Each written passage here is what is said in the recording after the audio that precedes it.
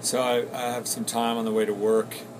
Now I'm working in Brighton, which is like an hour, 15 minutes away from home, and so I just I spent some time just asking God what He wants me to do at that time. And a fellow called this buddy of mine who's been struggling in his marriage, and just was directed by the Lord. I try to pray before conversations like that. Just say, Lord, what do you want me to say to this person?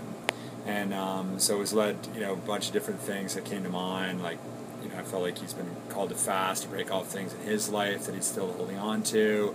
And different things about his marriage and about his personal life. And so, got on the phone with him and was telling him that, and just was really encouraged. And basically said, there's no way you could know these things. There's no way you could know what's going on. So it just has to be divine. And, not only just the conviction that he's been feeling, but also other truths that he felt he needed to hear. So it's kind of cool because oftentimes God, as we speak to other people, if you're spending time with the Lord and you're really seeking His wisdom, He'll give it to you by His Spirit, but then He will bring along people, and this is where we need to be obedient to the Lord and what God wants to say through us to others. He will confirm those words in others through us, and vice versa. We need to seek out people to share those things, to ask them, what do you feel like God is saying? Because a lot of people are not, walking in that.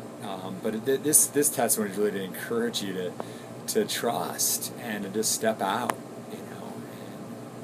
to not make it more complicated than it has to be, to trust that you have the mind of Christ, trust you have the heart of God.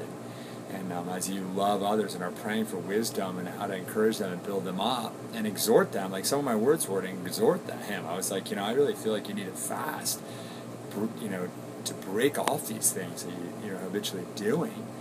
And, thankfully he received it well. People don't always receive that stuff well, but anyway, cool testimony from this morning.